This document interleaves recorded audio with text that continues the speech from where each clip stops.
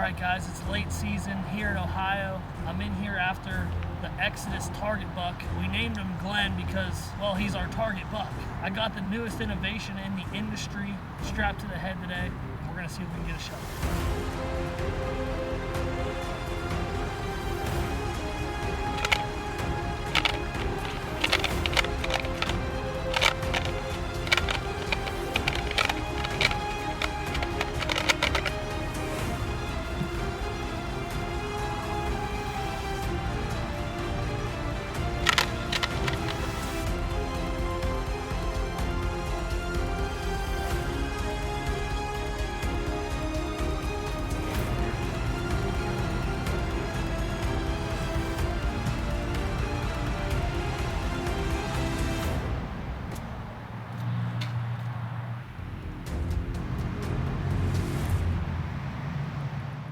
What's going on, everyone? Welcome back to another episode of Gear or Gadget. We're here today to talk about three things that we either really like or maybe we really don't like them. There's a couple ground rules. 1, no brand bashing. 2, no use of the term game changer or you're out of here. And 3, if you like what we got going on here, give us a thumbs up, smash the subscribe button. Now let's talk about some gear.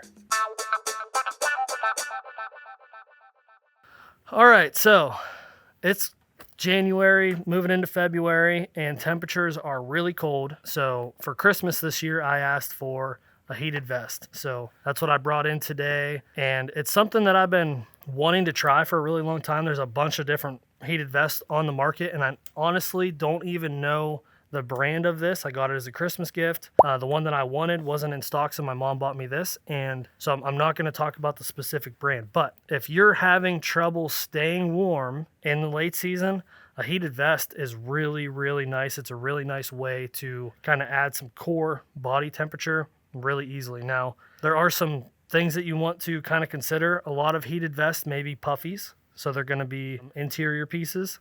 Some heated vests don't have heat in the right spot. So what to look for is kidney. On your kidneys, you want heat. On your lower back, on your neck's really nice, and somewhere on the front of you. I like heat kind of around my heart because all the blood circulates through there, warms you up, warms your core up. There are some heated vests. I actually have one on order that's the Numa, I think it's how you pronounce it. And it's actually a next to skin layer. It's a base layer that's heated. You want to make sure that that is the piece next to your skin because you're going to feel that warmth the best. This is more of an interior layer rather like not next to your skin. But with sizing on heated vests, you want them tighter so you can feel that warmth a little more. I hunted in Pennsylvania last week and it was really cold out. I think it was like 13 degrees. I had the Sitka Fanatic set on, one base layer bottom, one base layer top, this, and the Sitka Fanatic top, and I was cozy. Battery life's okay. I think it lasts like 4 hours on the high setting. There's just a little button right here for front and back, so you can run them. You might only want the front or might only want the back, so you can run whichever one you want. And then there's 3 settings. There's a high, medium, and low. Heated vest is something I suggest. A lot of people are moving that way. There's a lot of buzz around them. There's a lot of talk around them. It's just a really good way to add warmth without adding a bunch of bulk. So I like that. Gear for me. Yeah, this specific product feels pretty nice. I mean, it's very, very thin, relatively small profile. You could feel the heating elements or the wires in there, but not something that's going to like press against your skin, you know. 2 things for me. 1, I just came back from Wisconsin where we woke up one morning, it was minus 20 something, like frigid cold. You could not be outside with some type of hand warmer, body warmer. This takes the place of that. So you don't have to screw around attaching that stuff to your clothing, and then you can't shut those on and off. You put them on when you leave the truck, and then if you have to walk several hundred yards or whatever the case is on your entrance, you end up hot, overheated, sweaty. It's a mess, a giant mess. So I think this is a much better option than using, the hand warmers, the body warmers, the isolated patches of heat that you can get, from Walmart or wherever the case is. Number 2, I think it makes the most sense to wear this as a base layer probably. Yeah. You can talk about late season and layering. The idea is to be able to capture air and create layers of air to keep your temperature warm. So I think using this on a base layer, like you were talking about the Numa piece, and then putting something over top of that where you could probably run that on a lower level heat and be able to capture and retain that heat, dude, I think you're onto something. Your battery life lasts longer too. Exactly. And I don't know how all the other batteries are. This one's kind of big, but what's nice about it is this is just a standard USB connection. So you can get a different battery. bank, Yeah, you can get a smaller power bank. You can get something more powerful than this. This is 10 amp hours. So, I mean, it's a decent power bank and it lasts at a decent time. And you can charge your phone. So it's an extra, you already have a power bank with you. Yep. So just a little added benefit there. I know Chris Creed from Afflictor has a heated vest, and his power bank is specific to the vest. Ooh. So you have to have that power supply. So this is nice because it's just that's something good to pay attention to. Yeah. Like I said, I'll link it in the description. I have no idea how much this costs, but wouldn't imagine it's very expensive because my mom's not spending a bunch of money on me for Christmas as a 30-year-old man. So I really like it. Heated vest. I'm going to try out some other ones too. So I'm going to have a dedicated episode on the Deer Gear podcast all about heated garments. So if you're looking to find out more, stay tuned for that. But yeah, heated vest gear for me. Piece of gear. Definitely gear for me as well. You mentioned that to me when you got it, and I've been looking into them as well. So there was one brand, I think it's called Tide. Tideweed. Yeah, Tideweed. They're pretty affordable and good quality as well. But I like that one. I'll have to see if I can find that one because I like the slim profile. I hate wearing so many clothes. I feel like Ralphie's little brother from Christmas Story. Like if I fall over, I can't get back up. But yeah, that's something I like, wearing as minimal amount of clothes as possible. That would definitely be a good base layer. Wear over top of like a base layer shirt and just keep it on low heat or whatever. Definitely a gear for me. What'd you bring? I brought something a little more beneficial than what I brought last time. I recently kind of just got into like mobile hunting, I guess. I've always hunted out of ladder stands, just kind of my form of hunting, or use climbers. 2 years ago, a year and a half ago, I got my first portable stand, and it was a Lone Wolf portable. It's a nice stand and everything. These sticks are really nice as well, but the gear I really like that I bought separate they're called the AlphaTech Quiver piece. Basically just a piece of plastic. Right here it clamps onto the base of your Lone Wolf stand. It just clamps right on there, one on the top, one on the bottom, and you can hook your up to 4 sticks on there easily. I hate having a bunch of rope and straps and tying everything. It gets annoying to me. So I like this easily because it decreases the amount of stuff that you have to tie and everything. So I really like it. I've been using this setup for 2 seasons now, and it works. One thing maybe is I want to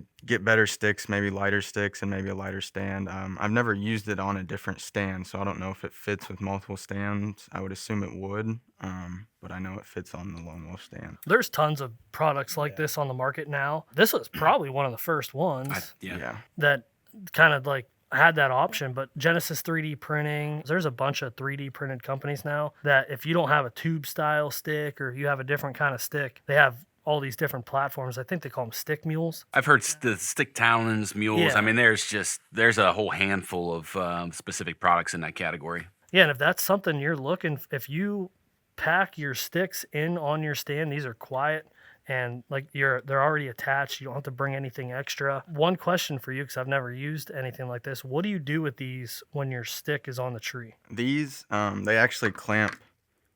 If I can get it off, they actually just clamp together like that. And then you just leave them at the base of your tree? That, you can do that, but I have a pocket on the bottom of my pack I carry, and it fits in there perfect. I recently just started doing this with my straps, but a lot of times if I roll up my straps, I have a small pouch on the bottom that I put all my straps in. So when I take them out to hang my sticks, it's empty, and this fits right in there. So it's just in my pack, and it's out of the way. So then if I climb down, just take them out, hook them on there real quick. They're nice too if you ever are just packing in sticks separately and you're not carrying a stand or something. You already have a stand hanging, so you don't have to try to carry a bunch of sticks. You can just carry them like that. I like them. Definitely a gear for me. 5 years ago, before all the crazy stuff has happened with mobile and portable hunting, that was a very, very popular option, and like there were a lot of people using these. I've never personally used them, but I could see if you're running that system where it could be beneficial to have this kind of in your arsenal, if that's what you're running. Yeah, I like it here. What's the cost on something like this?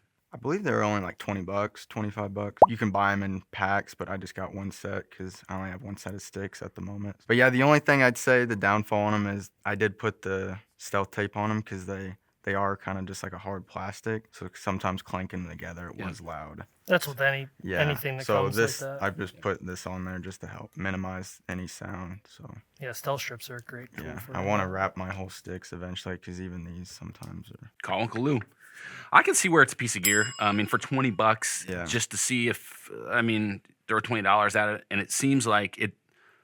The general consensus from mobile hunters is there's enough guys using this to kind of prove that it is a useful thing if you're running that type of setup. So I would say it's gear. Yeah, it's not a gadget by any means. Nope. Just if it fits your system, works for you, good. Yep, it does. 100%. I like it. Now, what I have is a gadget. So we've all kind of seen the somewhat viral video of like these rattling systems. They kind of look like sex toys. That's not what I have here, but I have these plastic. I don't even know what this is. It's some kind of It's a rattle audible antler rattling Junk. simulator gimmick. It's a gadget. I mean, there's so many of these things out here. I think this specific one, you're supposed to like attach it to your arm or attach it to your leg, and you can just kind of run this thing kind of one-handed. It sounds terrible. I mean, same thing with like the rattling bags and all these plastic hard tools. Like, one of the things I think people don't understand, and something that I've just really learned, and I've started learning it from you, is how much ground noise deer create in their everyday travels, in their everyday life. When you see two bucks battling out, there's not a whole lot of this. Yeah. Like, that's not the noise that happens. It's a smash, and there's pushing and thrashing, and there's a smash. So being more realistic, I'm not saying you can't use these tools, but you have to add in ground noise to make that a real life scenario to fool an old deer. Yeah, my thing with them is like there's no substitute for antler. There is not. Like you can't recreate the sound of antler with plastic. Nope. It's just not. It's just The not. density's different. The material's different. Yeah, and when you're hunting a pressured whitetail, they've heard all of those plastic things banging around. They were 1 year old. They walked in and said, "Oh boy, that wasn't a deer fight." Smelled you, ran away. And next time they hear that, they don't forget. They're survivalists. Everything that they want to do is to survive. So to try to fool them with plastic, it's just not going to happen. Those products also aren't that cheap. When you go to buy these things, like they're trying to make money off it, and it's a piece of plastic. One thing that is mind-boggling to me on this specific product, there's a patent on this. Yeah. This is patented in the U.S. So if you go to the USPTO, this filing for this product is there. Who and why are people spending resources on going through the patent process on something like this? I mean, come on. And I know like most of you guys watching this show already know that. You're not the guys buying this stuff at Walmart, but like, golly. Yeah, it just Stop with the gimmicks. it's something in deer hunting that like you just have those staple products that are just like the most gadgety things ever. Estrus and calls and all these things that you're trying to replicate of a deer. It's not natural, and you can never beat the natural thing. So yeah, spend your money elsewhere. Buy some stick mules, buy a heated vest. Whatever you do, don't try to rattle in a big mature whitetail with plastic.